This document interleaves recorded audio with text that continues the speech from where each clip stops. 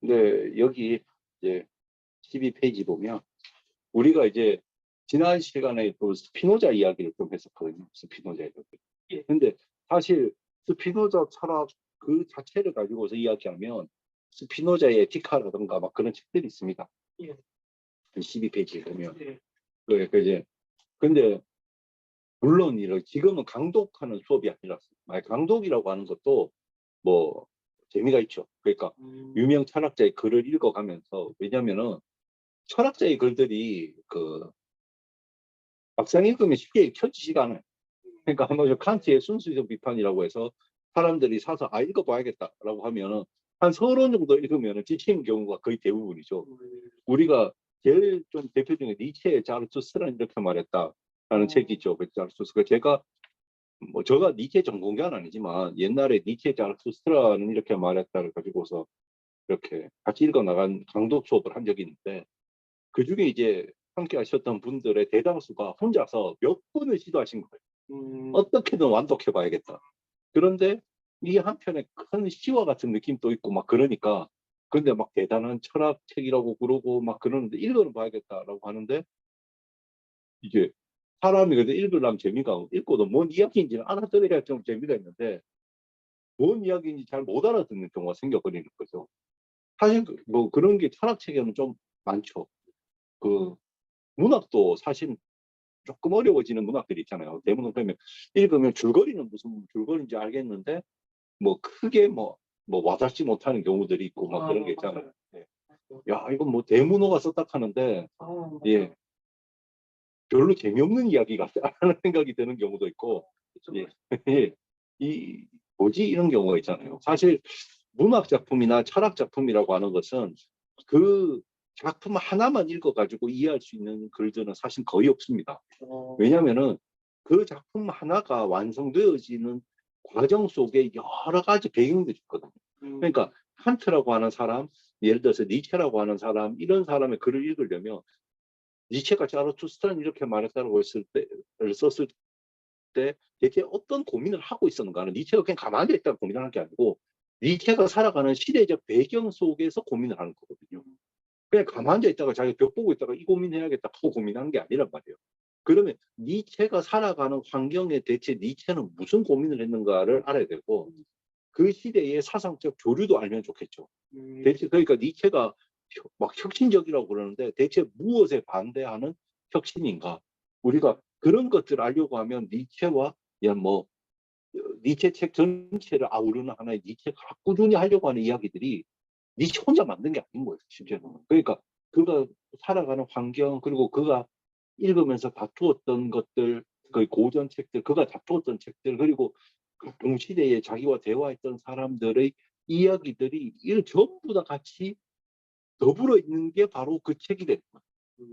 그런데 내가 그 책만 읽는다라고 하면 사실은 이 한 파편을 읽은 거죠. 그러니까 파편 하나를 가지고 전체 그림에 대한 이야기를 할 수가 없는 거예요. 그 칸트의 순수이성 비판도 마찬가지인 거예요. 만약에 이 책만 읽고 무슨 말인지 알아듣는 사람은 사실 거의 없을 거예요. 그러니까 칸트가 살아가던 시기에 칸트가 고민했던 것들, 예를 들어서 경험론은 뭐고 합리론은 뭐고, 칸트는 그 자리에서 왜 이 고민을 했고, 칸트가 왜 그다음에 공리주의 뭐 이런 거는 뭐고, 이런 종합적인 것들 속에서 이게 나오는 거예요. 그런데 그런 것 없이 그냥 딱 한 권, 그러면 이해할 수가 없어요. 딱 한 권. 예를 들어서 저는 뭐 노자의 도덕경 막 그렇게 하잖아요. 근데 사실 노자라는 사람이 실제로 단 한 명 존재했는지도 의문이거든요. 예, 진짜요? 예. 왜냐하면 우리가 문학적으로 생각해 보면 노자와 공자가 있으면 공자의 사상이 막 치열하게 다루어지니까 그것에 대해서 대결 구조로 도덕경이라는 책이 쓰여지는데, 그러면 우리가 흔히 전설처럼 이야기하는 공자보다 나이가 많거나 공자와 동시대의 노자는 안 돼요. 왜냐면은 그렇다라고 한다 하면 그 공자의 글에도 노자에 대한 언급이나 노자 사상에 대한 언급이 있어야 돼요. 근데 공자의 글에는 노자의 언급이 없어요. 그런데 노자의 글에는 이미 도덕경이 첫머리부터 이것을 잃으면 영원의 이름이 아니다 하는 거, 사실 명분 같은 걸 이야기하는 거죠. 그러니까 첫 구절부터 이미 공자의 사상을 습득하고 있다고 보기 때문에 그러면은 공자 사상에 무언가 문제점을 지적하는 지적인 공동체에서 공동작업했다라고 볼 수 있는 거죠. 그런데 이제 우리가 전설로서는 뭐 공자가 노자가 워낙 대단해서 뭐 공자가 그를 만나러 가고 이런 것잖아요. 전설의 이야기. 근데 그 전설의 이야기가 민간에서 노자를 어떻게 생각했는가를 알려주는 건데도 실질적으로 과학적으로 따지고 들어가면은 그러면은 노자를 이해하기 위해서는 공자의 이야기를 이해하는 게 도움이 돼요. 근데 왜냐하면 그러면 당장 그 첫 구절 그 명이 뭔가로부터 이해할 수 있단 말이에요. 근데 요즘은 이렇게 그 노자의 책은 워낙 시적이기 때문에 워낙 다양한 해석들을 해요. 그러니까 역사적인 도덕경보다는 지금 이 자리에서 읽어내는 도덕경.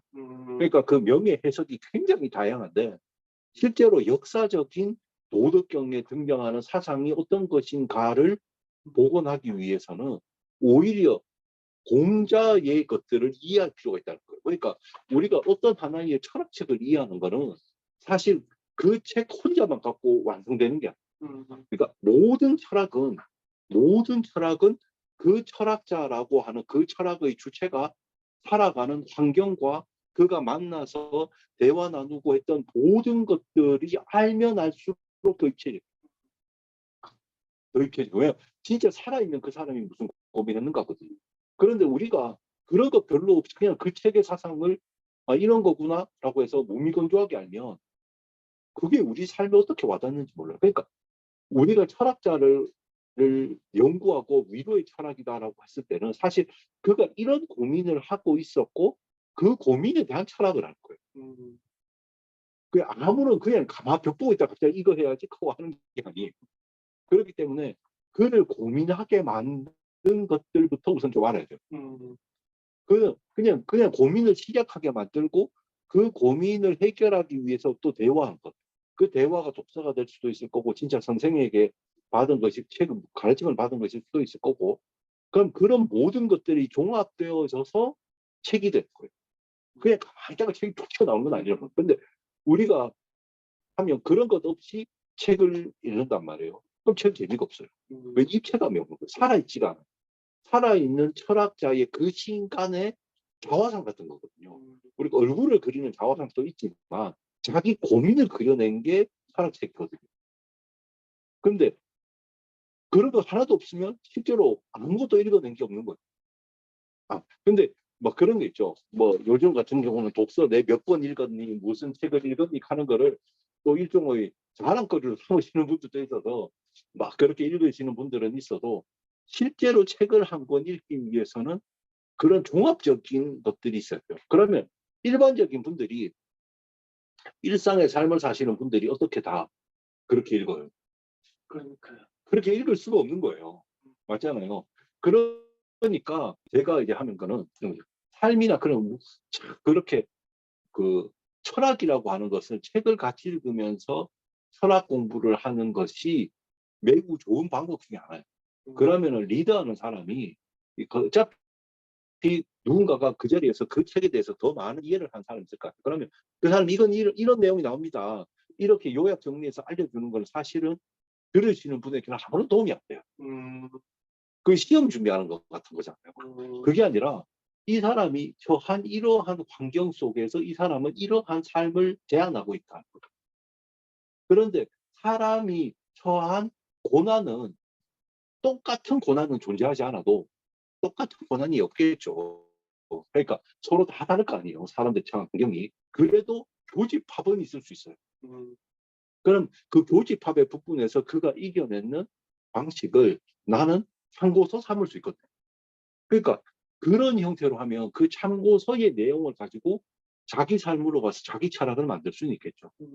그렇기 때문에 우리가 스피노자 공부를 할 때도 스피노자에 대해서 막 스피노자 철학은 이거고 스피노자식으로 살아야 됩니다. 이렇게 말하면 자칫 잘못하면 옛날에 우리가 80년대 운동권에 사람들이 뭐 칼막스다 뭐 이렇게 걸리면은 아, 칼막스가 하던 대로 그대로 살아라. 그러니까 칼막스가 대단한 사람이고 제가 읽어보면 참 똑똑한 사람이라 해도 칼막스 자신은 내가 만나본 적이 없잖아요. 왜 모르겠지만 칼막스를 추종하는 무슨 많은 사람들이 굉장히 단호해요.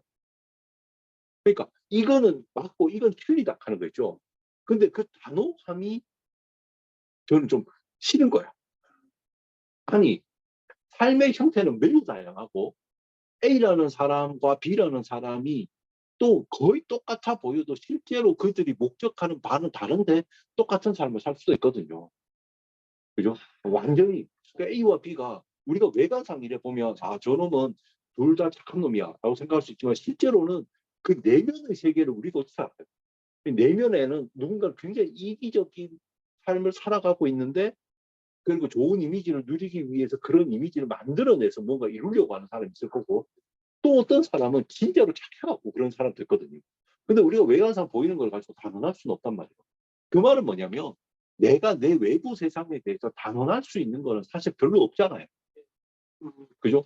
내가 아, 저 사람과 내가 단언할 수 없어. 그러니까 부자도 착한 부자가 있을 수 있는 거예요. 부자가 착한 부자가 가난한데 아주 나쁜 가난한 놈도 있을 수 있는 거예요.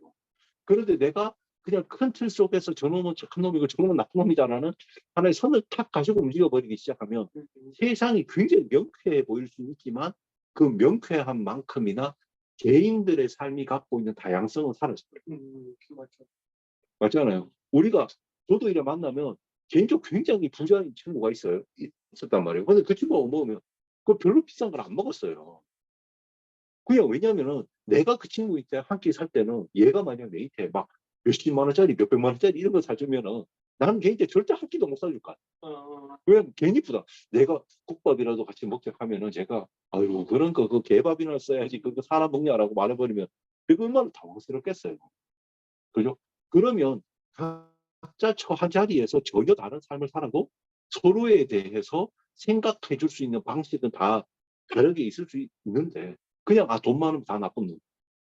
너는 돈 없으니까 무조건 이 내 말을 따라라. 그래야지 이 세상을 뒤집을 수 있다. 라고 하는 생각을 나도 칼막스 직접 만나본 적이 없어서 모르겠어. 하지만 그러한 것을 굉장히 차가운 형태의 도식으로 머리에 주입해버리면 세상을 보는 눈은 굉장히 깔끔해져요.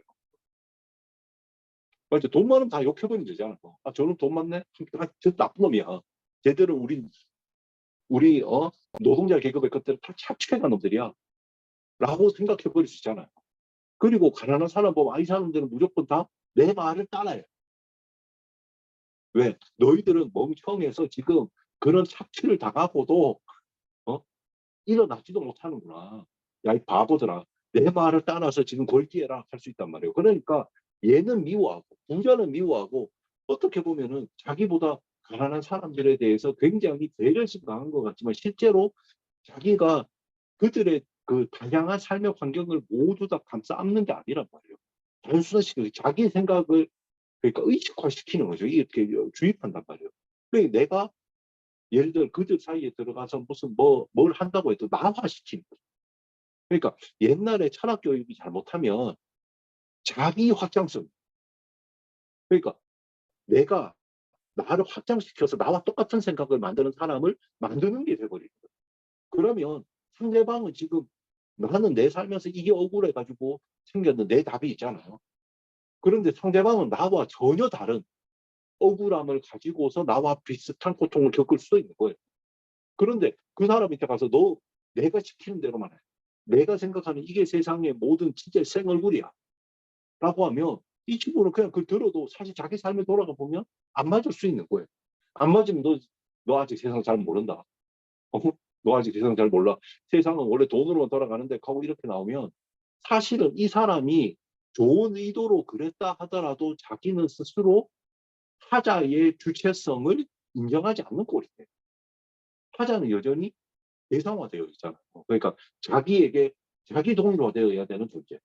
그런데 현실 속에서는 또 부자들에 의해서 자기가 자기 하고 싶은 거 하지 못하는 이 자본주의 사회에서 이 사람들 점점 힘없어지는 거거든요. 오히려. 그러니까 저는 그런 형태의 자기 동일성을 강조하는 그런 형태의 철학 교육이나 철학 만남이라고 하는 것은 사람들을 많이 불러모을 수는 있을 수 있어요. 왜냐하면 너무 단호하니까. 너무 세상을 쉽게 이야기해 주니까 딱 그러면 무슨 선지자 같을 거 아니에요. 예를 들어서 저희는 이런 일이 있습니다.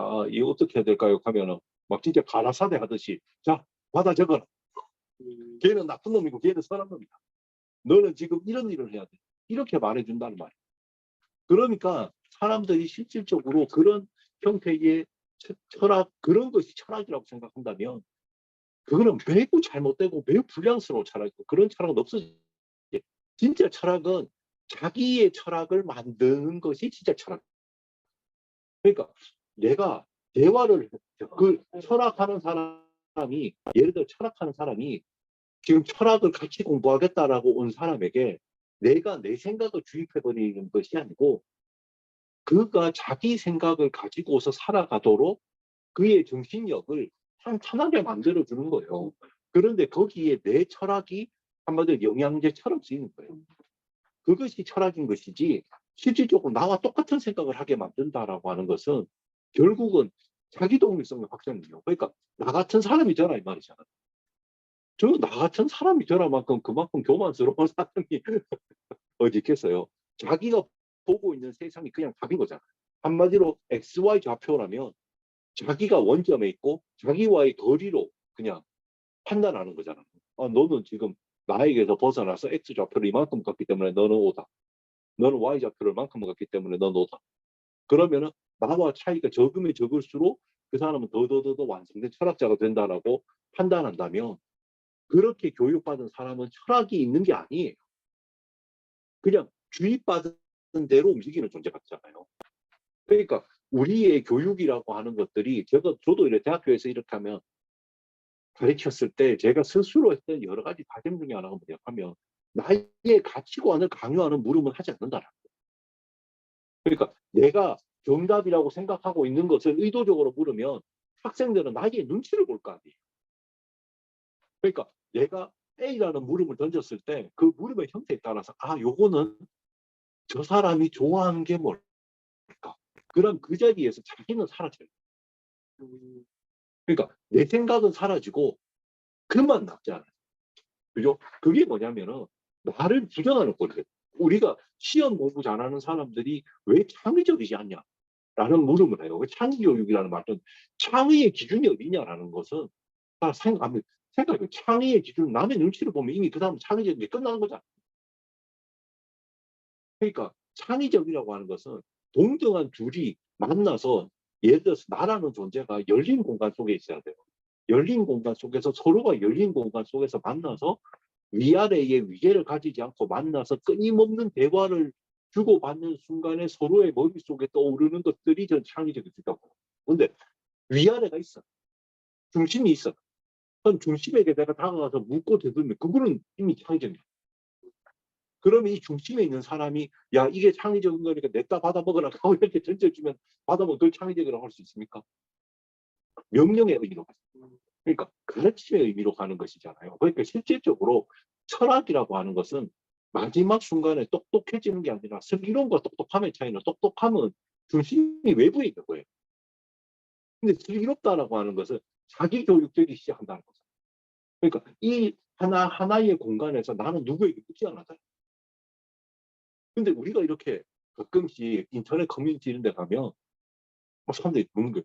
저는 오늘 이거 뭐 예를 들어서 시계 두 개 고민하고 있는데 이거 중에 어느 게 좋아요? 아니 그거를 왜 묻죠? 이거 이미 창의에서 끝난 거잖아요. 여기에서 자기가 설령 이렇게 해시계를 쓴다 하더라도 해시계 모양으로 있는데 나는 이것을 통해서 사람들에게 무슨 뭐 어떤 것들을 한번 이야기하고 싶다라고 하면 그 친구는 창의적인 거예요. 그죠? 근데 남의 눈치를 보고 있다. 이건 대화라고 하는 것은, 내가 일방에 듣기만 하는 것은 대화가 아니야. 그거는 노예의 삶이죠. 노예는 대화를 듣지 주인에게 뭐 반론을 제기하거나 이런 존재가 아니잖아. 주인이 너 해 이렇게 하면 노예가 요구하는 것은 더 잘하는 방법을 물어보면, 그래 뭐 아니 뭐 이런 거죠. 물어보면 대감님 오늘 그거 아빠 마님께서 2시에 그거 하라고 했는데 2시에 또 이거 시키시면 저 힘든데 하면은 그래 그럼 걔는 그거는 2시 하고 내가 3시에, 이런 조율 정도에서의 이야기지. 2시에 내가 이거 시킨 거 해 했는데 노비가 싫은데요? 이거 해 했는데 전 딴 거 하려고 하는데요? 라고는 안 되죠. 그러면 걔는 멍석 말아 죽어야 되는 거예요. 필요가 없는 거죠. 매매당하는 존재잖아요. 돈 주고 사고 파는 존재잖아요. 그러니까 사람들이 우리가 우리의 연봉이나 이런 거로 사람들을 판단하고 자기를 연봉으로 판단하는 것 자체는 자기를 노비화시키는 거거든. 그러니까 나는 얼마짜리 노비다 이 말이죠. 야, 너는 지금 그것밖에 안 되지? 나는 이만큼짜리 비싼 노비야. 그러면 주는 이에게 분노하지 않습니다. 그게 그 사회를 당연시 여기기 시작하죠. 왜냐하면 내 살아온 삶이 그래왔기 때문에 나는 당연시 여겨야지 내가 불쌍하지 않아. 그죠? 그러니까 서로가 노비가 돼버려. 노비는 대화하지 않다. 노비는 돈 주는 사람 눈치를 보죠. 그러니까 창의적인 것들이 등장하지 않는 거예요.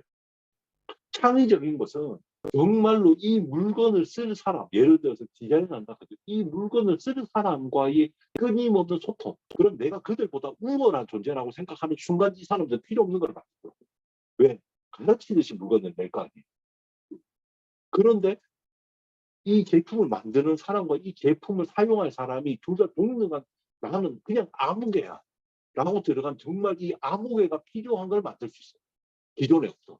그런데 나는 정말 대단해. 내가 만드니까 너희들 이거 써라. 어디 지금 시간방지게 그런 질 떨어지는 걸 하려고 해. 아, 우린 A가 좋은데요? 하니까, 아이고, 저 수준 낮은 거 봐라. 내가 B 만들었으면 B를 써야지. 라고 하면 이게 창의 명령의 세상. 그러니까 우리가 유명 브랜드로 움직여지는 세상이라고 하는 것은 사실은 그런 형태죠. 또 다른 의미의 명령이 우리에게 와닿았고, 우리가 그것에 고개 숙이는 형태가 되어버린다. 자, 우리가 스피노자 이야기 여기 읽어보시면 나온 게 뭐냐면, 스피노자의 철학에서는 내 희망을, 나의 가치를 내 외부에서 규정받지 않는다. 그게 자연 혹은 신이라는 말이 우리에게 던지는 지혜. 우리가 자연과 신이 분리되어 있는 사회에서는 자연 밖에 신이 있기 때문에 신으로부터 나는 가치 평가를 받다. 그러니까 상황에 따라서는 뭐 성직자, 아니면 교사, 아니면 왕, 이런 존재들이 우리를 이끌어서 그 신에게 가야 돼. 그러면 무조건 나는 신에게 떨어진 존재잖아. 그럼 나는 무조건 신에게 떨어져 있고 이들은 신에게 우리보다 조금 더 가까이 있는. 그러면 나는 신의 눈치를 보는데 실제로 신의 눈치를 보는 게 아니라 권력자들의 눈치를 보게 돼 있어요. 그죠? 그럼 이 두 권력 중에 그 종교의 권력과 현세 권력, 우리 지금 왕, 황제 뭐 이런 권력, 뭐 대통령 뭐 이런 권력이죠. 대통령이 지금 표를 어쨌든 이렇게, 그러니까 국가 권력과 종교 권력이라고 하는 이 두 권력이 끊임없이 우리 삶을 가치 평가하는. 그러니까 너는 이만큼 왔구나, 넌 이만큼 왔구나 하고 명령하고, 우리나라에서 예를 들어서 뭐 저는 공무원이 정치에 참여하지 못한다. 이런 것도 사실 공무원으로서 근무할 때는 정치에 참여하면 안 되겠지만, 공무원이 자연인이라고 하는 차원에서 들어가면은, 그러니까 외국에서 다 할 수 있는 거 아니에요. 왜냐면 공무원 자연인이니까. 공무원이 만약에 이렇게 동사무소에서 구급 공무원이 이거 뛰다가 뭐 이렇게 정초본으로 뛰어온 사람인데 갑자기 기호 몇 번이라고 하는 그걸 주면서 자, 요것도 하나 가져가서 이러면 문제가 되겠죠. 그런데 그게 아니라 퇴근했어. 퇴근해가지고 이 사람이 자발적으로 전혀 돈을 받지 않고 이러면 자기가 비밀스럽게 무슨 국가機密을 야, 요거 알아서 요거 잘 반영해 보세요. 라고 하지 않는 그 정도의 기본 양식을 갖고 있는 사람이라면 그가 누구를 지휘하는 것에 대해서 혹은 그에 대해 자원봉사하는 것에 대해서 자유를 줘야 될 거예요. 그런데 우리가 위에서 중심이 있고, 그러니까 스피노자나 뭐 현대에서 드레즈 같은 사람은 탈중심화되는 사회를 꿈꾸거든요. 그러니까 어느 중심이 있다라고 하는 말은 중심에서 누가 우리 끊임없이 감시하고 있다라는 말은 이미 좀 부족한 존재잖아. 어떤 의미에서. 그러니까 쟤는 저렇게 놔두면 분명히 국가의 기밀을 다른 정당에게 뭐 알려줄 수도 있고 그러면 나라의 질서를 뭐 훼손할 수 있으니까 안 돼. 라고 이미 미리 결정 내리고 들어가는 거죠. 결정 내리고 그러니까 쟤는 아예 정치를 못하게 해야 돼. 그런데 신기하게 또 국회의원 보좌관을 할 수 있네. 이거는 무슨 말도 안 되는. 그러니까 자기들이 보좌할 때는 상관없는데 딴 거로는 네가 자발적으로 뭐 하는 거 하지 마라. 우리가 시키는 거 하는 거는 그 상관없어. 아니 국회의원 보좌관은 정치활동하는 사람이잖아요. 그러니까 실제로 우리가 보면 중심이 있고 중심 바깥에 있다라는 존재 뭐냐면 우리가 근데 이런 사회에서 창의성이 나올 수가 없어요. 왜냐하면 끊임없이 중심의 눈치를 봐요. 왜냐하면 그거를 무너뜨리려고 해요. 스피노자가. 그러니까 모두가 신이다. 이 신이 신 혹은 자연이다라고 하는 게 신과 자연이 같다고 하면 우리는 초자연을 추구. 그러니까 많은 종교가 초자연을 추구하잖아. 초자연은 없는 거잖아. 그러니까 초자연은 존재하지 않아요. 그러니까 초자연이 신인데 신과 자연이 같으니까 자연 바깥에는 없어요. 그러니까 자연 바깥에 희망을 걸지 않고 자연 바깥에 눈치를 볼 필요도 없고 자연 바깥에 더 잘한다는 사람에게 휘둘릴 필요도 없는 거예요. 그럼 뭐가 되니까 자기 긍정이 이루어지고 내가 신은 나와 같은 나는 여기 이 자리에서 나의 우리됨이 엄밀하면 내 혼자만 신이 아니라 우리됨이 있고요. 근데 인간 사람들끼리만 우리됨이 아니라 옆에 있는 식물하고도 우리됨이 될 수 있고 동물하고도 우리됨이 될 수 있는 거죠. 근데 우리는 이때까지 그게 아니라 무언가 중심축을 두고 있는 거예요. 그럼 신을 중심축을 두고 있으면 나는 실질적으로 신, 종교, 사람. 보통 사람. 그러니까 사람은 종교인의 눈치를 봐야 되고 그런 왕권 신수설이나 우리나라 왕도 군자라고 그러고 청자라고 그러고 하는 것들이 보통 사람보다 신적 존재란 말이죠.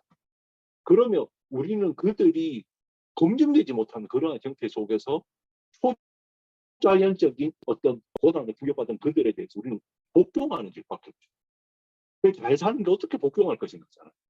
그리고 시험 잘 쳐서 뭘 하는 것도 결국 그들의 눈에 띄어가지고 내가 뭘 하는 거고. 그러면 내 삶은 끊임없이 내가 내 말을 하는 것은 맞지 않는 거예요. 나는 나의 말을 하는 것이 아니라 그가 듣고 나에게 칭찬할 말. 아, 너 잘했구나. 너 머리 좋다. 근데 머리 좋다 말 잘 들어보면 진짜 창의적인 이런 말이 아니라 자기 기분 좋게 만드는 말. 응? 그의 말을 똑같이 논리적으로 비판하고 이런 게 아니라 이러면은 그냥 저놈은 이기적이고 나쁜 놈이 되고 이미 답을 정해놓은 회기에서 그 중심이 좋아할 만한 말을 하는 거죠. 그러니까 중심이 무너져 버리면 거기에서 창의성이 든다. 중심이 무너져 버리면 사상이 제거하는 거죠. 그러니까 이게 뭐냐 하면은 우리가 나무가 위로 올라가잖아요. 나무가 위에 나무가. 그러면 나무가 굵은 축을 두고 가지가 이렇게 있잖아. 그러면 사람들 가지치기는 하지 중간에 나무 목통 자르면 나무 사라지는 거잖아. 그러니까 기둥을 중심으로 생각해요. 그러니까 목적이 정해져 있고 그 목적을 향해 가지고 자기는 얘 모든 것들 글로 달려가고 있어요. 나머지는 다 잘라버려. 우리가 가지치기 하는 것도 중심 기둥을 중심으로 살리고 나머지 다 죽여버리잖아. 그럼 나도 모든 사람은 다 자기 안에 여러 가지 욕망이나 여러 가지 하고 싶은 게 동시다발적으로 있을 수 있거든요. 예를 들어서 나는 A라는 일을 하고 있지만 퇴근하고 나서 B라는 일도 하고 싶고 C라는 일도 하고 싶고 조금 시간 조정해갖고 D도 하고 싶어요. 근데 남들이 보면 야 그게 말로 돈이 돼. 이 말을 하는 사람은 이미 자본중심적 생각을 하고 살아요. 근데 여기 자본 안 돼도 상관없어. 이미 A라는 일을 해서 나는 먹고 굶어 죽지는 않을 거야. 그러면은 B, C, D 이런 일들은 내 존재를 긍정해 주는 일이면 나 할 수 있어. 그런데 아까 만약 그 돈 안 되는 일이잖아 라고 하는 순간 그 사람은 위계의 사회를 살고 있어. 그 돈이 가장 높은 위계를 질서를 차지하고 있고 자기는 그 위계에 높이 올라가지 못한 사람. 그러니까 정해진 목적의 사회. 여기는 자유롭게 올라가는 것 같으면 실제 자유가 아니죠. 잡혀버린 거죠. 돈에 사로잡혀버린 거죠. 그런데 반면에 여기 있는 사람은 뭡니까? 뭐 자기가 그때 하고 싶은 거 있죠. 그럼 막 뿌리내고 하죠. 우리가 밑에 잔뿌리가 그런 거 같아요. 잔뿌리는 보면 빈틈으로 그냥 막 내려가요. 이게 어떤 중심축을 두고 막 움직이는 게 아니라 마치 그냥 틈만 있으면 자기 살기 위해서 물이 막 이렇게 막 뿌리내리잖아요. 그럼 이거는 뭐냐 하면 그러면 여러 두 줄기가 막 목적성 없이 그냥 막 뻗어드는 게 이게 하나에 모여 있고 또 막 뻗어는 모여 있고 그럼 이것들 속에서 이 생명이 살아나는 거예요. 우리가 잘 보면 목적 지향성 우리가 너무나 당연히 여기는 목적 지향성 이렇게 가야만 한다라는 생각이 우리를 굉장히 효율적으로 움직이는 것 같지만 실질적으로 효율적으로 지배받게 만들어. 그러니까 우리 뭐 군대가 대표적이잖아. 군대가 오늘 예를 들어서 14시에 뭘 해야 된다. 그러면은 딱 중심이 정해져 있죠. 그러니까 대대장부터 해서 다다장, 대대장이 큰 목적을 정해주면 중대장이 그 목적을 위해서 뭘 해야 되고 또 소대장으로 내려가서 결국 밑에까지 쭉쭉쭉쭉 내려가잖아요. 그러면 이 모든 것은 tan이란 위계 체계 속에서 움직여져. 그러니까 중심축의 사회는 무조건 위계 사회예요. 그리고 외부에서 보면은 굉장히 효율적으로 움직이는 것 같아요. 근데 그 효율성 속에서 개인은 없어요. 아까 제가 말했듯이 제가 막 했잖아요. 옛날 과거 운동권의 선배들을 보면 굉장히 세계를 극명하고 쉽게 설명하는 것 같지만 그 속에 개인이 없다는 거예요. 그것처럼 위계의 세상도 마찬가지예요. 위계의 세상에서는 개인이 없어요. 그냥 예를 들어서 어떤 친구가 발이 아파. 발이 너무 아파갖고 이 친구가 참여한다 하더라도 저는 뭐 눈을 치우는데 한 3m 정도 치우면 거기에 대해서 죽을 힘을 다하는 것 같습니다. 그럼 옆에가 그러냐고. 그럼 내가 네 거 한 1m 더 하고 옆에 애가 한 1m 더 하면 이러면 되죠. 그러면 이렇게 서로 나눠지는 게 되고 이런데 지금 그런 형태는 그런 게 없어요. 근데 밑에서부터 우리가 올라가서 이루겠다는 것은 탈중심화되어 버린 사회에서 서로가 그냥 뭡니까 그 자리에서 대화를 열려진 상태 다양한 가능성을 두고 어떻게 지금 이곳을 더 자연스럽게 둘 것인가 라고 막 이야기하면 전혀 다른 결과가 나올 수 있다고 생각하거든요. 예를 들어서 우리가 수해가 난 곳에 자꾸 수해가 나잖아요. 예. 그러면 자연에 의하면 원래 거기는 사람이 살아서는 안 되는 곳일 수도 있어요.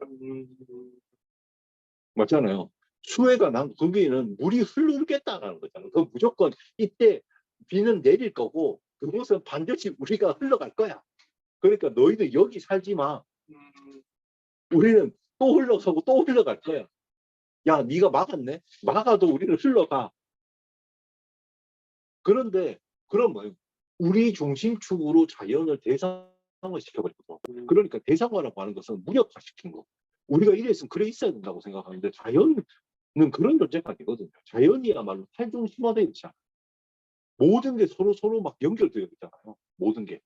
그러니까 걔네들은 그게 맞는 거예요. 그럼 물이 흘러가야 돼. 이쪽으로 가면 오히려 물이 안 흘러가요. 그게 자연의 법칙이 안 맞아. 일로 가야 돼. 근데 자꾸 사람들이 거기다 뭘 자꾸 쌓아서 이거 하는 거예요. 그러면 여기엔 사람이 살면 안 돼요. 그런데 사람도 자연의 이론으로 살아가던 시절에는 아마 거긴 사람이 살지 않았을 거예요. 자연과 더불어 살아가는 시대의 사람들은 거기에 나면 우린 떠나야 된다라고 생각했을 거예요. 여기는 우리가 사는 곳이 아니야. 여기에 뚝을 쌓아서 맑겠다는 생각하지 않아서 수를 내겠다는 생각하지 않을 거예요.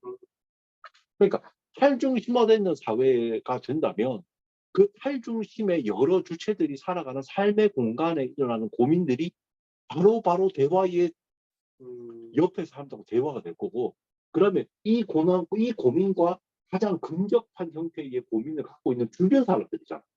그럼 이들과 정책을 만들 수 있겠죠.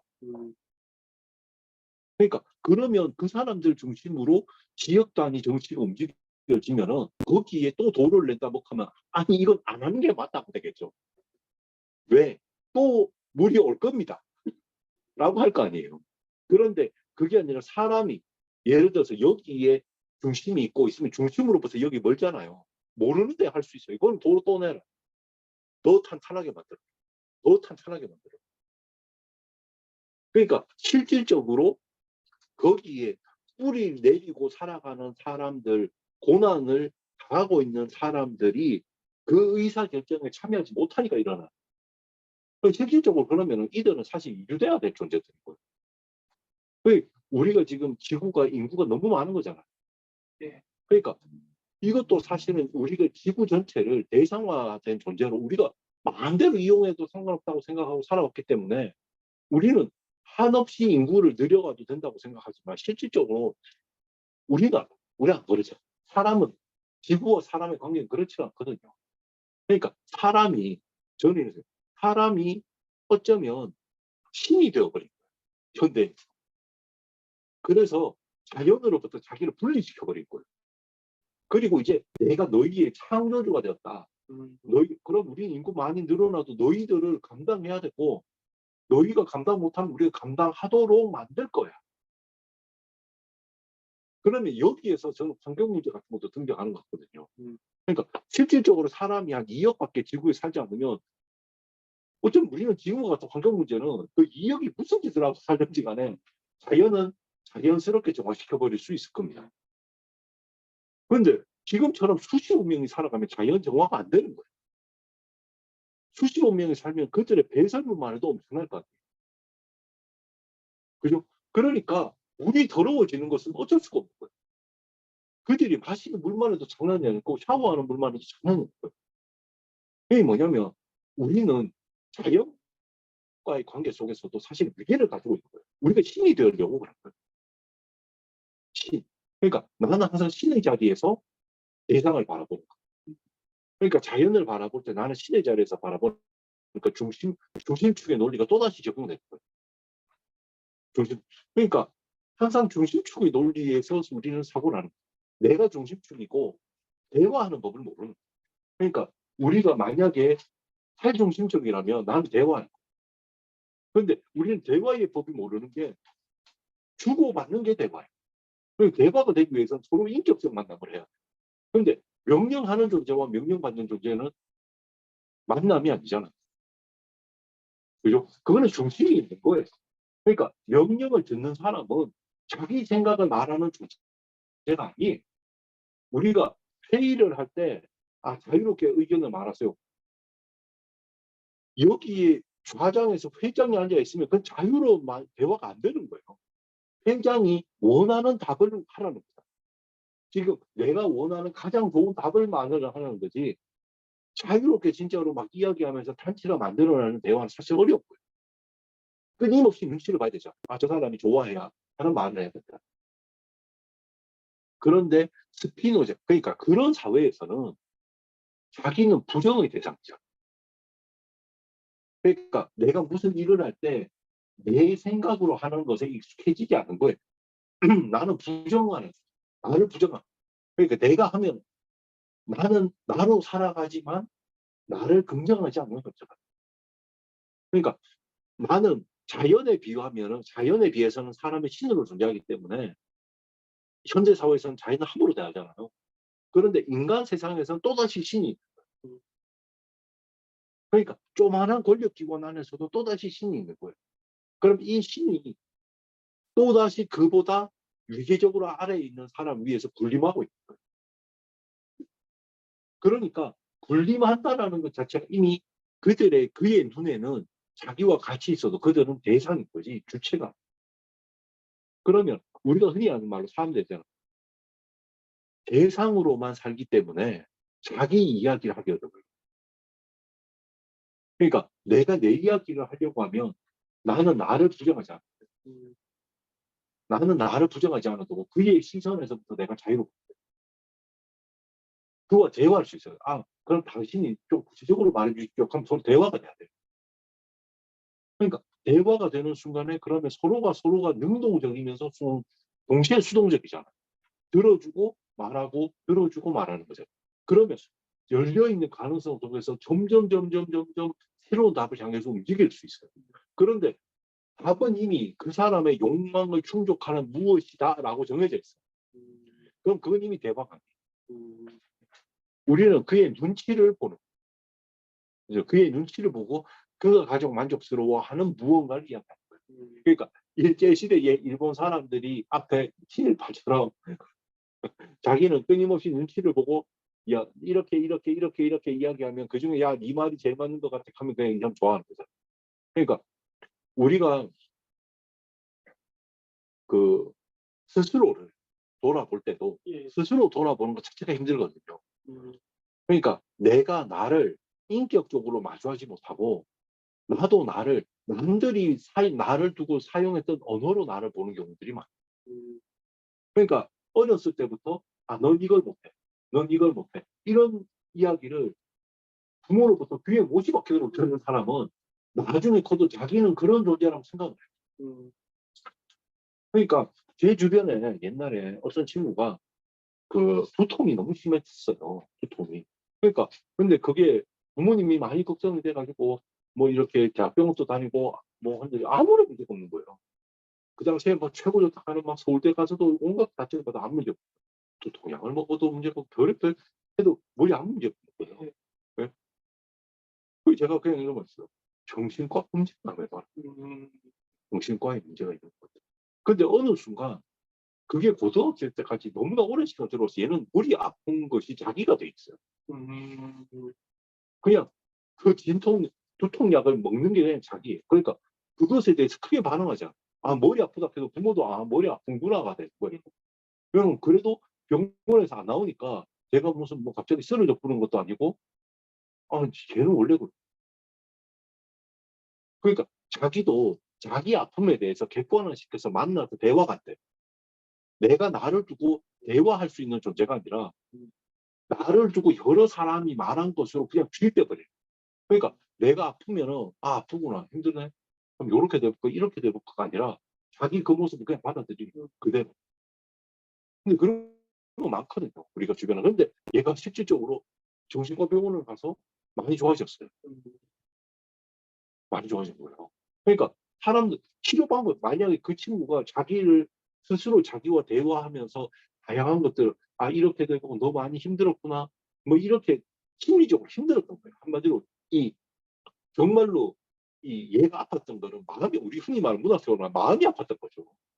그러니까 그런 대화의 자리에 자기가 자기를 두고 그런 대화를 안 못하는 거예요. 자기 정체성이라고 하는 것이 성립될 때 우리가 지난 시간에 이야기했지만 자기 정체성은 내가 남들이 나를 부르는 호칭이나 내가 살아왔던 것들이 내 안에 밖에서 그거로 나를 돌아보거든요. 근데 우리가 이런 중심축의 사회로 너무 오래 살아보다 보니까 잘 보면 부모들이 자식에게 하는 굉장히 폭력적인 것들이 있어요. 근데 그게 또 부모 입장에서는 뭐예요? 사랑의 조언이고 사랑의 충고예요. 그러니까 부모님은 그런 이야기를 해도 전혀 내가 우리 애 앞길을 막히기 위해서 한 말이 아니, 죄책감 없어요. 그리고 당연히 내 부모나 내 부모가 그러니까 나를 나쁜 상황에 몰아가기 위해서 저렇게 한 말이 아니라고 생각을 해요.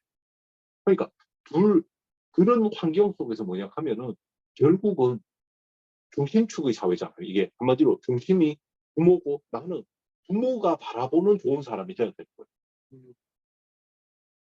부모가 바라보는 거예요. 부모가 어디 갔을 때 좀 자랑스러워하는. 그런데 그렇지 않은 거예요.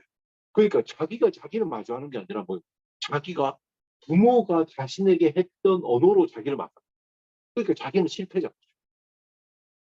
제가 오늘 아침에 TV 보니까 어떤 학생 틱 장면이 나와서 나왔는 거예요. 예. 그 친구 얼마나 힘들겠어요. 아무리 뭐 11살, 12살 이렇게 해도 오히려 대학생이 되면은 사람들이 외부에 대해서 좀 덤덤하잖아요. 그냥 뭐 한마디로 신경을 안 쓰잖아요. 저기 뭐 이런 거 하는 거고. 오히려 초등학생들이 외부에 대해서 반응하잖아요. 갑자기 이래 되잖아요. 그럼 걔도 굉장히 힘들 것 같아요. 근데 걔가 자기 이야기를 할 때 뭐라고 그러냐 하면은 나는 부모에게 실망을 주는 존재다. 그러니까 엄마 아빠가 막 생각에는 나는 공부 못하는 아들이 아니냐. 근데 그런 생각이 압박감처럼 오면은 자기는 튀기는 이 등장, 그러니까 자기 통제가 안 되는 거예요. 그런데 우리가 또 다른 생각해 보면은 그에게 공부 이야기를 그렇게 했던 부모는 애 앞길을 막히려고 생각은 아니잖아요. 야, 네 인생을 망쳐버리겠다 이런 게 아니고 더 잘 되게 하기 위한 거죠. 아, 네가 지금 이래서는 안 되고 공부를 더 해라. 공부를 더 해라. 그런데 그것이 사람에 따라서는 엄청난 폭력이 되어버리는 거고 얘가 장애를 갖게 된 거예요. 그러니까 어린 나이인데도 정신과 약을 장기 복용해야 된다라고 하는 거예요, 의사들이.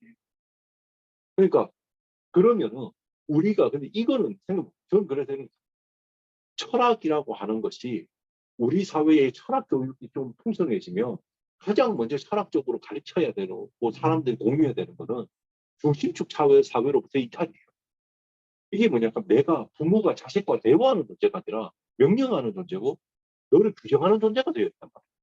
그러니까 자식이 어린 시절부터 배우는 거는 부모의 말로 자기를 돌아보는 거잖아요. 그러면 부모는 신인 거예요. 부모라고 하는 신에게 자기는 실망스러운 존재가 안 되기 위해서 노력하는. 그러니까 제가 그 어느 초등학교 가서 이렇게 그 특강을 하다가 어떤 학부모님이 제가 질문하더라고요. 자기 애가 이런 거짓말을 한다. 예. 하면서. 그러면 선생님이 자식이 이런 거짓말을 하면서 저는 혼을 냈습니다. 라고 한 거예요. 그래서 내가, 어, 저는 적당한 건 알면 그냥 넘어갑니다. 왜냐면은 상당히 많은 거짓말은 부모의 과도한 기대감을 충족시키지 못할 때 하잖아요. 그러니까 너 이거 했어? 라고 하면 자기가 부모는 자기 식으로 생각해요. 얘가 거짓말해서 이걸 왜 이거를 피하려고 하나?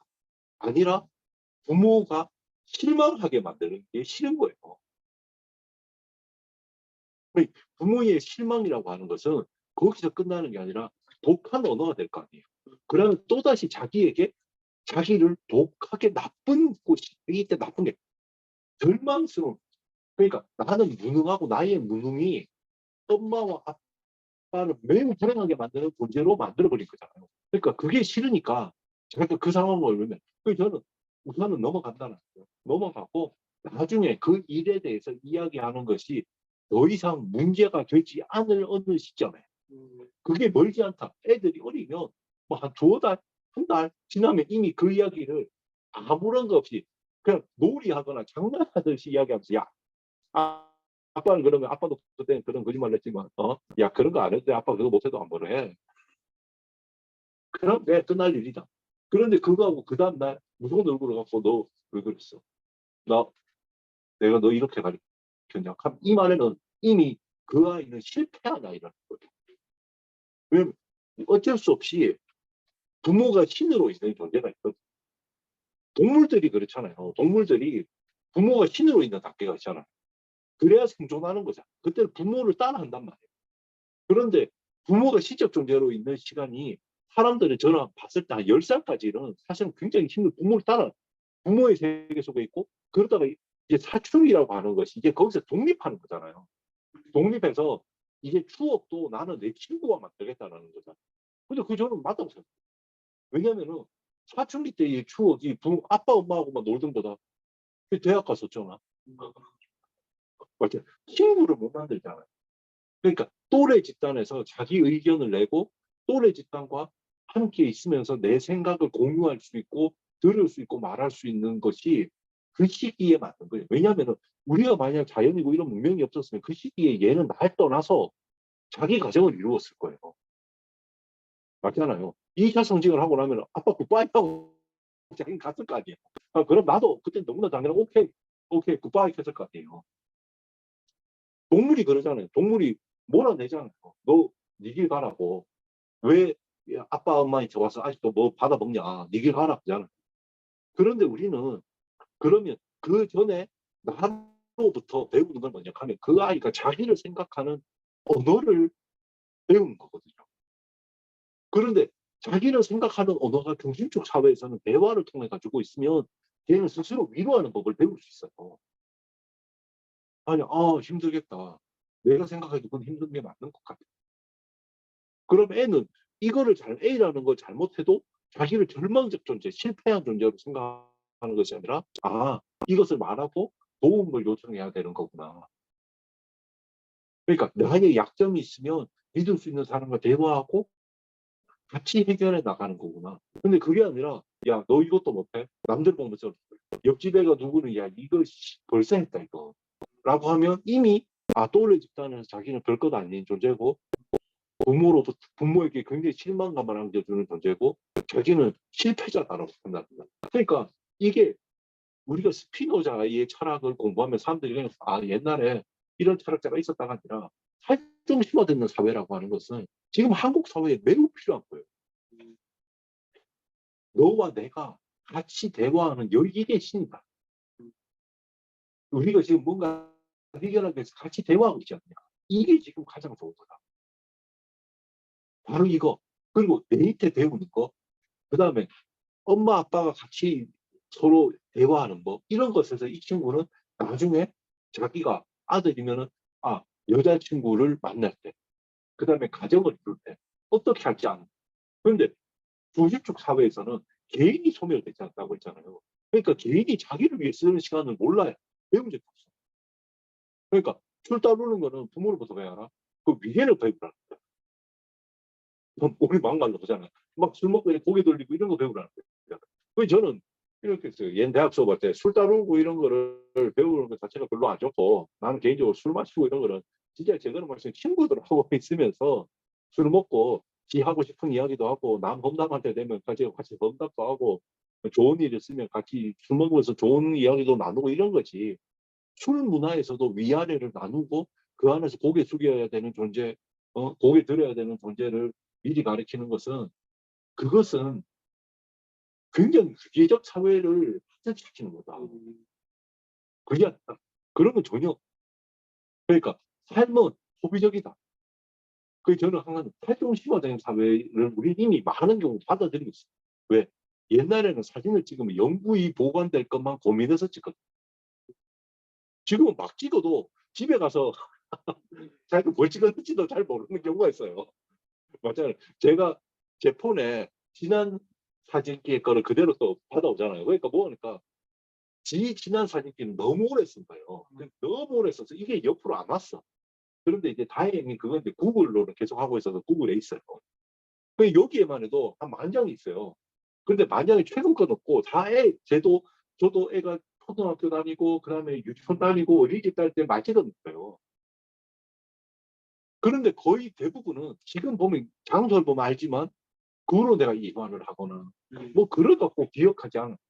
그 순간에 사진을 찍는다는 행위는 그냥 그 순간을 내가 지금 소중히 여기겠다라는 한 일종의 체크 같은 것이지. 내가 옛날에 찍으면은 사진 찍는다라고 하면은 이건 영원히 남을 무언가를 찍는다고 생각을 한 거잖아. 그러니까 가족 사진이라고 하는 의미도 크고, 모두 다 막 엄마 아빠 다 화장을 하고 이래가지고 사진관에 앉아갖고 이렇게 찍었단 말이에요. 근데 지금은 가족 사진이라고 하는 게 그냥 폰으로 자기 놀 때, 여기가 제주도 갔을 때도 그냥 이래 놀고 뭐 이상한 얼굴 표정 짓고 찍어도 그냥 상. 왜냐하면 소비적이니까요. 근데 저는 이게 맞는 거예요. 왜냐하면 내 시간은 그때 소비하고 치워버려요. 그래서 어떤 부모님이 저한테 또 이런 거예요. 우리 애는 장난감 오래 가지고 놀지 않아서 자기 자랑 사준다는. 그래서 정말 재미없는 아이가 됐거든. 당신은 지금 A에게 이제 3살, 4살 되는 아이에게 정체성을 가르치려고 해. 그러면 내가 한번 사서 오래 갖고 놀 장난감을 애가 고민하게 만드느냐. 그건 무슨 그런 말도 안 되는 일을 하고 있냐. 쓰고 한 달을 갖고 놀아도 재미있게 사는 법을 알아야지. 재미를 알아야지. 재미를. 그 와중에서도 부모의 눈치를 보면서 나는 지난번에 트럭 장난감은 6개월 만에 버렸으니까 이번에 사는 장난감 한 2년 써야겠다. 그런 장난감이 어디 있습니까? 애들 2년 있으면 애들의 성장 속도는 엄청 빠른데, 그럼 어린이집에 갖고 놀던 걸 유치원 때까지 갖고 놀란 말이에요. 부모는 있습니다. 저도 여기에 보면 우리 첫째 애가 갖고 놀던 거 있죠. 이걸 이사 갈 때 도저히 버리지 못해가지고 갖고 있는 딸랑이. 지금 집에 있는 거. 예. 그러니까 이건 왜 있어요? 애는 기억을 못해요. 그런데 나는 내 첫애가 갖고 놀았고 이거를 두고 소독해서 둘째가 갖고 놀아서 저에게는 이게 기억에 남았는 거예요. 이게 버릴 수 없는 무엇이 되는 거예요. 근데 애는 나와 같은 감정으로 이 물건을 보지 않아요. 그것만 해도 이거 옛날에 쓰던 거잖아. 그런데 그거를 걔도 어떻게 네 그럴 수 있냐? 아니에요. 걔와 나는 서로 다른 위치에서 서로 다르게 이 물건을 보고 있는 거예요. 그러니까 우리의 삶을 즐길 수 있는 것은 중심축 사회에서는 나는 눈치를 보면서 나의 취미가 없는 거예요. 취미가 없어요. 나는 오직 그의 눈에 적합한 존재가 되는 거예요. 그러니까 회사가 무언가 다 폰을 켜놓고 있는 거죠. 부르면 달려가요.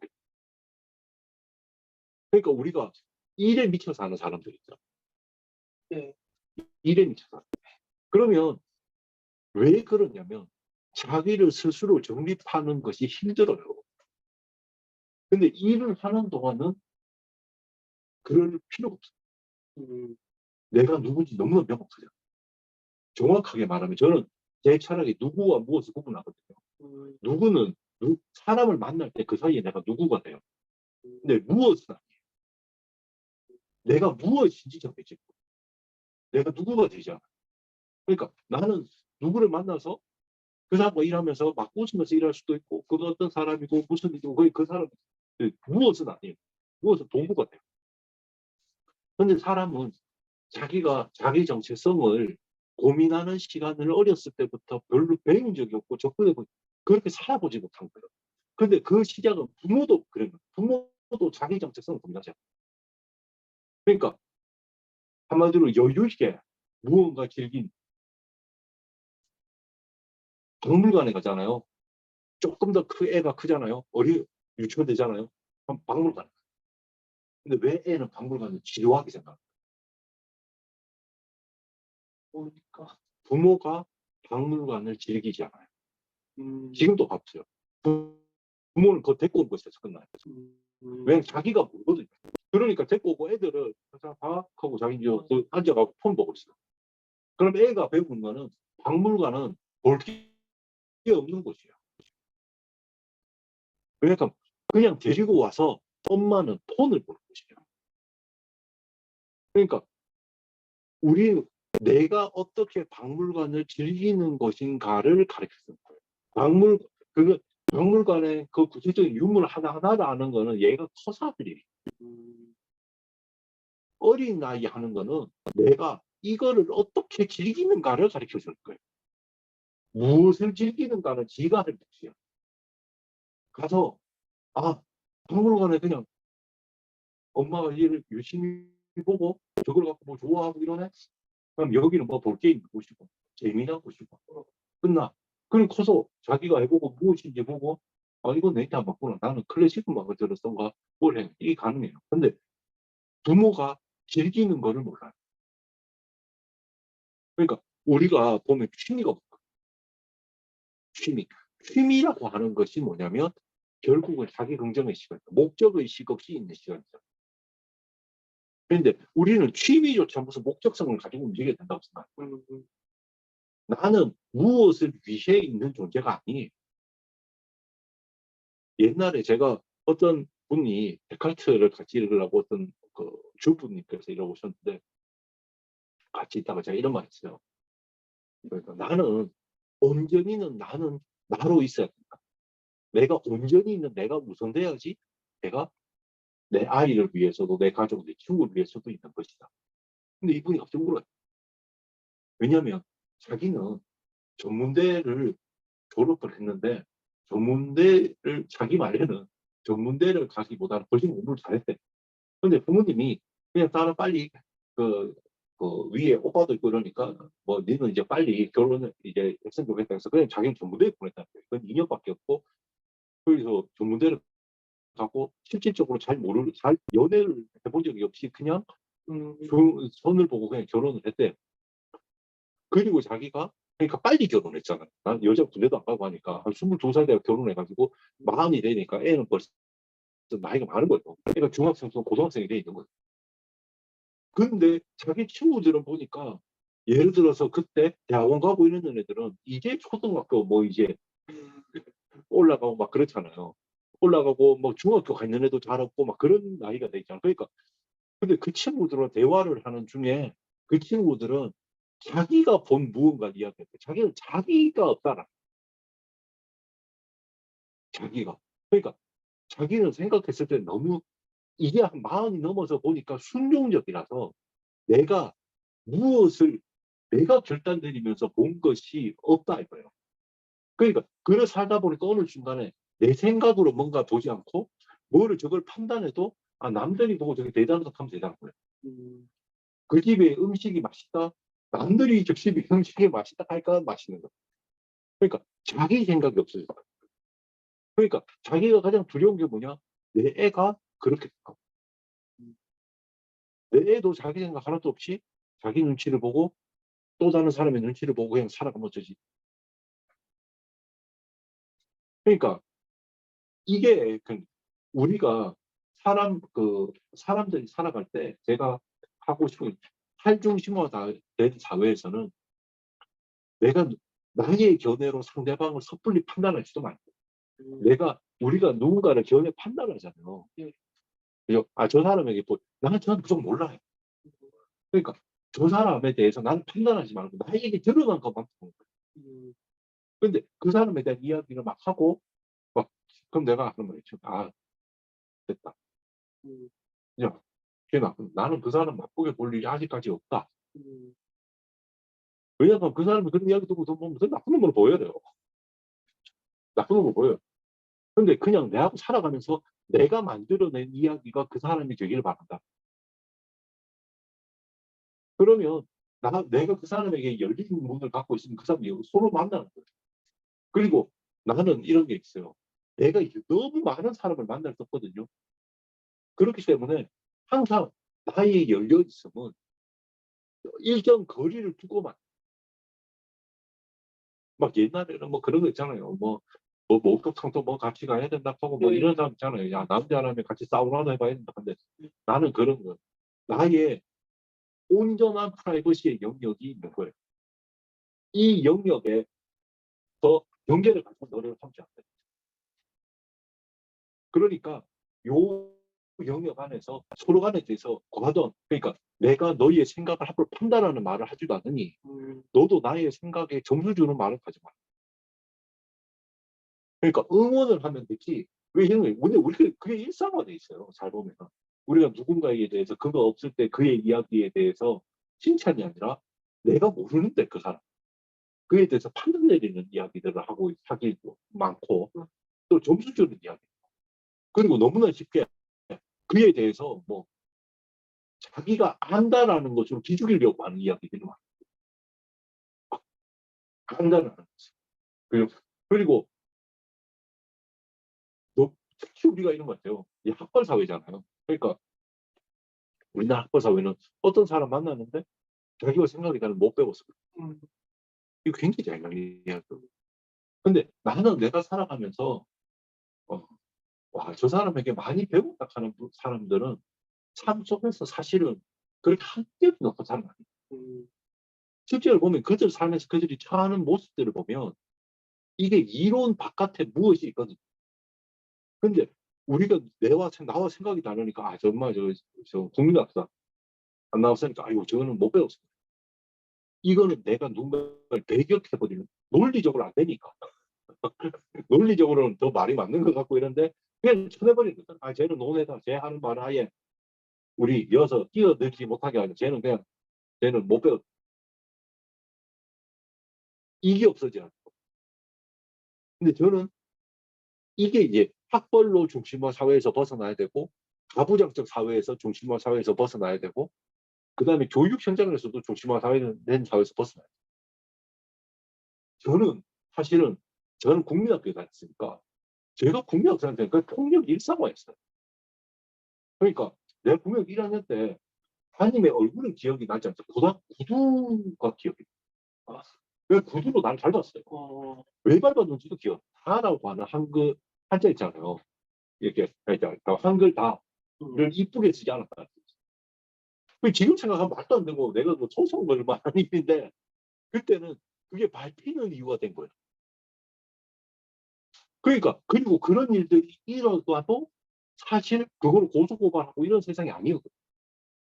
그냥 그러니까 뭐 예를 들어서 제 친구 중에 하나가 굉장히 충격적이고 지금 또 그 굉장히 이 고통스러워하는 것 중에 하나가 성적이 떨어지니까 도화지에다가 나는 몇 등이다 내처럼 되지 마라 해가지고 6학년 때 이걸 들고 1학년부터 반을 돌았.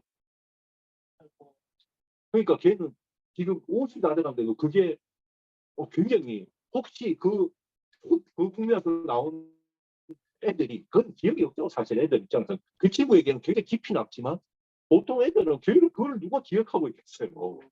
맞아. 저 사람이네? 거기 이렇게 빵 적어놓는 애는 없잖아요. 근데 당사자에게는 아픔이잖아. 근데 지금 생각해보면 그 담임이라고 하는 사람은 지금 뭐 죽었을 수 있을 거예요. 나이로 치면. 그런데 그게 이제 뭐예요? 폭력? 그러니까 그런 어떤 중심화된 사회에서는 그 중심화의 외부에 대한 폭력에 대해서 도덕적 판단도 잘 안 해. 근데 가면 갈수록 사실 그런 사회가 무너지기 시작했잖아요. 그런데 지금은 뭐냐 하면 그런 사회 속에서 길들여졌는 4, 50대와 근데 4, 50대도 잘 보면 이 4, 50대가 4, 50대가 자기 자식은 그렇지 않기를 바래. 그러니까 자기 자식은 오히려 더 강하게 권위에 의해서 청렴받지 않았으면 하는 생각이 커요. 이건 진보니 보수니 떠나서. 그러면 다 학교에서는 힘들어. 선생님은 힘들어. 왜냐면 선생님은 어쩔 수 없이 그 안에서 예의에 대해서 뭔가 말을 할 수도 있고 뭔가 이제 뭐 제재라고 해야 되나 뭔가 할 수 있잖아요. 근데 그것이 민감하게 거기에 작동해서 그거를 엄청난 폭력을 경험했던 세대에서는 그게 느껴지는 느낌 자체가 다른 거예요. 그러니까 여기서는 실제로 강도가 0.5도 안 되는데 그게 여기서는 한 50, 70 막 뛰어가는 거예요. 왜? 선생님이 나에게 뭐라고 했어? 하면 그 뭐라고 했어에 떠올리는 부모의 머리에서 떠오르는 뭐라고 했어는 자기가 경험했었던 그 뭐라고 해석가 될 수 있거든요. 그러니 그거는 뭐라고 해서가 아니야. 그건 엄청난 일이 일어난 거예요. 그러니까, 그러니까 저도 이런 거예요. 저는 굉장히 부자 동네에 굉장히 가난한 애가 다녔어요. 그 5학년 때 수업 중에 선생은 항상 나에게 바카스 사오라고 했어요. 그래서 수업 중에 저는 4교시 수업을 듣지 못하고 한 10분쯤 있어. 아직 시간이 많이 남았잖아요. 그러면 학교에서 멀었어요. 약국이. 그러면 나는 학교를 나가는 거예요. 바카스를 사오기 위해서. 그 사람이 점심 먹을 때 내가 그냥 바카스 전화드려야 돼. 나는 수업을 못 받고 갔어요. 그리고 원래 그때 이제 갈탄으로 그 난방을 했거든요. 근데 갈탄을 갖고 오고 갈탄 그거로 내가 그거를 데피는 일을 내가 했어요. 그러니까 다른 애들은 분단에 따라 이동하는데 나는 그 옆이 내 고정석이었어. 그런데 나는 잘못한 게 없어요. 그러니까 학교에 대해 나 잘못한 게 없고 애들이 생각하는 나는 그냥 키가 큰 애일 뿐이었어요. 저는 키가 크기 때문에 키가 크고 그냥 비염이 있어서 쉬는 시간에 코를 푸는 정도지 그 외에는 특별하게 내가 애들과 싸운 적도 없고 그렇다고 공부를 엄청나게 못한 애도 아니었어요. 근데 그런 어떤 그 폭력, 차별 그러니까 그때는 스승의 날 진짜 막 이만큼씩 가져가는 시대생이었으니까 그런 것들이 일상화 되어 있었어요. 그런데 그러니까 저도 제일 처음에 애를 학교에 보낼 때 그게 굉장히 걱정이었어요. 왜? 나의 머릿속에는 내가 그 사이에 저는 국민학교 다녔지 초등학교도 몰랐고 세월이 많이 지났지 않아요. 30년이 지난 거예요. 모르죠, 당연히. 30년이 더 지나지 그 시간은 몰라요. 그런데 우리 애들한테 들려오는 담임과의 관계는 내가 생각하는 머릿속에 있는 담임이 아니었어요. 그러니까 이래 되는 거예요. 이게 뭐지? 왜냐하면 내가 생각하는 담임은 아까처럼 뭐 그렇게 구둣발에 담임이 없는 거예요. 그러니까 이렇구나. 내가 올해 작년에 우리 둘째가 아직 초등학교 있으니까 초등학교에 이렇게 무슨 내 와이프 대신 제가 가요. 뭐 하면. 그럼 내가 만난 선생님들도 내 머릿속에 있는 그런 형태의 선생님들은 아무도 없었어요. 예. 그러니까 세상이 저는 우리가 싫든 좋든 사회는 탈중심화 사회로 넘어가고 있어요. 탈중심화 사회로 넘어가고 있어요. 그러니까 보수는 마지막에 보수적 사고를 갖고 있던 사람들이 여전히 그렇지만 사회의 의사결정권에 지대한 힘을 가지고 있어요. 하지만 아마 지금 10살 이하의 학생들이 살아갈 시기는 학교에서 챗 GPT 같은 인공지능으로 하는 거에 활용법을 가르쳐 줄지도 모른다고 생각해요. 어차피 그게 나오면 막을 길이 없잖아요. 그러면 그거를 어떻게 활용하는지 알려주겠죠. 그러니까 번역기를 어떻게 활용할 것인가. 그러니까 이런 것들을 가르쳐 주면서 아이에게 지식평인가보다는 이러한 기구들을 활용해서 너가 너 나름의 창의성을 어떻게 만들어가는지를 가르쳐주는 세대가 올 거예요. 저는 그렇게 확신하고 아니면 그걸 못 살아나는 거죠. 그러니까 지금 번역기 독일에서 나온 거 제가 이렇게 써보면은 그 번역 굉장히 정확하거든요. 예, 그리고 내가 장문한 거를 가지고서 그 챗GPT였고 이거 문법 틀린 거 수정해 달라고 하면은 굉장히 정확하게 수정해요. 그러면 사실은 우리가 영어 교육에 대해서 제 편에 사실 이게 나왔는데, 맞죠? 이미 나왔잖아요. 이게 없으면 모르겠는데, 없으면 나오지 마라. 이렇게 할 수 있는데, 나와. 그러면 그게 나와서 예. 지금 그 자녀분이 대학생이 됐을 때 되면 그게 일상화돼 있을 거 아니에요. 그렇죠. 예. 그러면 사람은 지식이라고 하는 것은 너무나 빨리 습득, 그 자리에서 바로 우리가 지금은 검색하지만 검색이 아니라 지금 이 인공지능이 내가 필요한 지식을 물으면 바로 다 모아줄 수 있다. 그러니까 그러면 그것을 어떻게 활용할 것인가의 세상이 열린 거죠. 그러니까 우리는 경험, 이제 지금 40, 50대 사람들은 경험하지 못한 창의성이 절대적으로 요구되는 시대가 바로 눈앞에 와 있어요. 그러니까 시대는 예. 탈주체화로 가고 있고 우리의 의식은 여전히 주체화 있고 어쩌면 나도 작은 독재자일지 몰라. 자기 친구 무리 사이에서 나는 작은 독재자일지 모르고 이제 우리는 그리고 나 자신이 나에게도 그럴 수 있다고 생각해요. 나 자신이 나에게도 나를 진짜로 직면했을 때 나를 제대로 직면할 수 있을 것인가? 아니면 나 자신이 나에게도 폭력적인 존재로 내 자신이 나를 접하는 것이 아닐까? 그러니까 지금 어른들을 위한 철학에서 그 외에라는 여러 가지 돈 많이 든다 하는 것도 있지만 저는 저희 때 옛날 철학 배웠던 분이 이런 말 하더라고요. 여자분이. 자기는 별로 제대로 행복하게 살아왔다라고 판단하지 않는다. 내가 결혼해서 애를 낳는 것은 또다시는 하나 이 세계에 고통을 하나 더 낳는 것밖에 안 된다. 근데 그게 진지하니까 자기 삶을 그렇게 움직이는 거겠죠. 근데 그렇다면 지금 부모가 필요한 것도 바로 이런 탈주체화되는 사회, 탈중심화되는 사회에서 자녀가 자녀 스스로를 어떻게 긍정적 존재로 자기 인식할 수 있게 할 것인가에 대한 거. 제가 오늘 한 이야기도 사실은 사람 이름을 가지고 와서 이야기하면 스피노자가 등장하고 드레즈가 등장하고 이럴 거예요. 예. 그런데 저는 그 사람들의 이름을 등장해서 언제 태어나서 어떻게 하겠다라고 하면 사실은 사람이 한 발짝 물러나는데 그들의 철학을 가지고서 우리 삶에 어떤 필요가 있냐 하면 이런 필요가 있어요. 그러니까 우리는 만날 수 있어야 된다. 그러니까 제대로 만나야 된다. 그러니까 중심화된 사회상에서는 제대로 만나지 못한다. 탈중심화된 세상 속에서 나는 누군가와 인격적으로 만날 수 있고 나도 나 자신을 인격적으로 만날 수 있다.